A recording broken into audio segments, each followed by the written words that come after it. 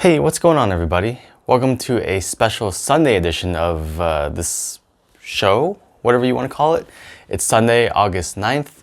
Thanks for joining me. Today I'm going to be talking about the 4 executive orders that Donald Trump signed yesterday that reference payroll tax, evictions, student loan forgiveness, and expanded unemployment.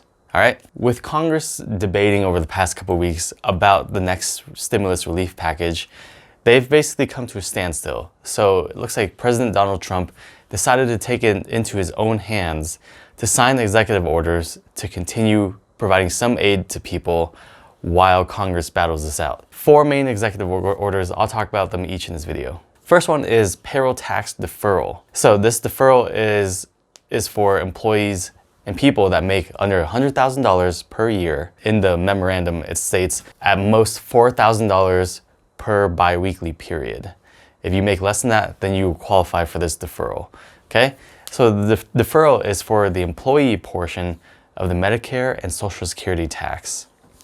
Now at the moment, again, this is just a deferral. That means that you're not having to pay this money now, you'll have to pay it later. But I'll talk a little bit more about that in a second. So this deferral starts from September 1st to December 31st. Any pay period dates that fall in that range will have deferred payroll tax for you, okay? Now there's no guidance or information on when you have to pay it back yet, because later on in the memo, it does state that they will pursue or explore avenues for complete forgiveness of this deferral. So there's no timeline to pay it back yet, because they're thinking of maybe if Donald Trump gets reelected, he will pursue trying to get this all forgiven for you. How much can this really be? How much money can this really save you? So payroll taxes, your portion of it, equate to 7.65% of your gross pay. So that means if you make $100,000 per year, that means over the entire year, that would save you $7,650. But this is not for the entire year. This is just from September to December. That means if you do make $100,000 per year, then it's going to save you about $2,500. Now keep in mind, if you make more than that, then you don't qualify for this deferral. Also to keep in mind, if there is no forgiveness here and you do have to pay it back, that could actually result in a higher tax bill for most Americans, because it will likely be paid back during tax time while you file your tax return. If this is not forgiven, that means you're gonna probably have to owe some money. So keep that in mind when you're doing your taxes or just throughout the rest of the year to make sure you're not hit with a surprising tax bill. So the second executive order Donald Trump signed was for eviction protection. Now it doesn't state any time limit on this or any expiration date. It just states that they'll do whatever they can to prevent people from being evicted, like renters and homeowners, okay? They'll prevent renters from being evicted from their homes and homeowners from being foreclosed upon.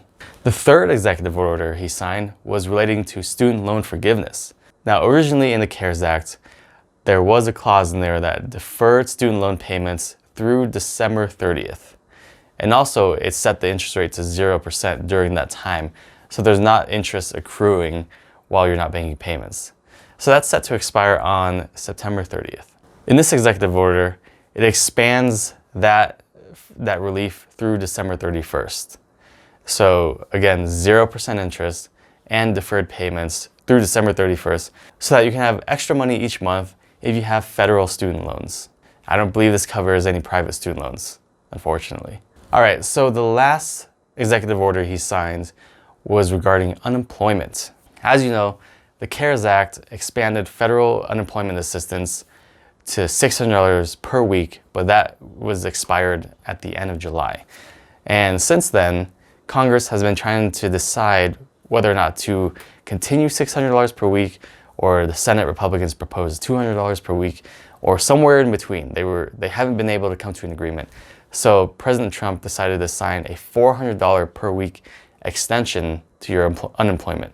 Now, there's a little more nuances to this.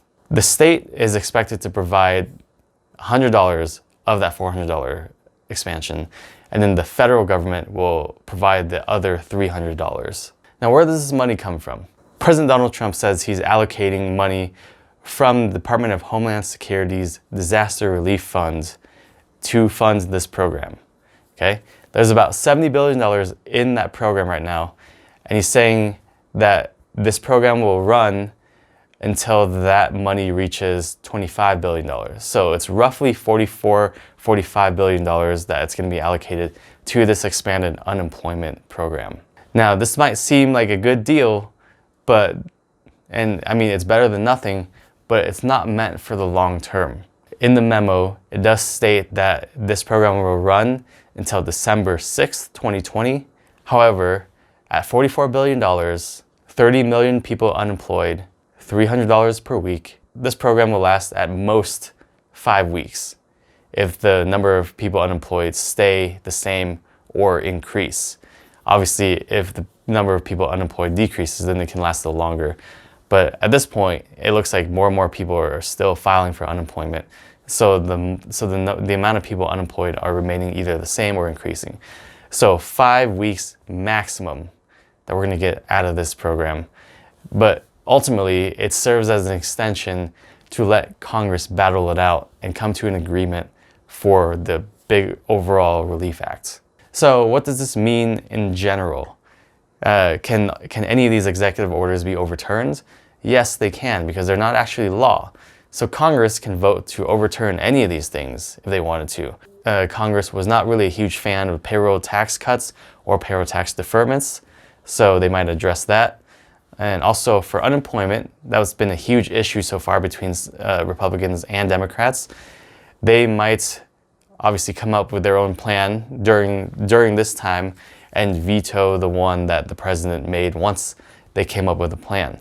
So, executive orders are not as secure as passing a law through the normal procedures. But for now, it's better than nothing, and hopefully Congress decides to leave all these in place until they come up with a new permanent plan. That's all I got for today. Thanks for joining me. I probably won't see you tomorrow or Tuesday, but if you did enjoy the contents of this video, please show your support by smashing that like button. And also, if you're new here, please hit that subscribe button. I'd really appreciate it. And let me know in the comments below what you think of all these relief programs. I love to hear your thoughts. All right, take care for now. Stay safe.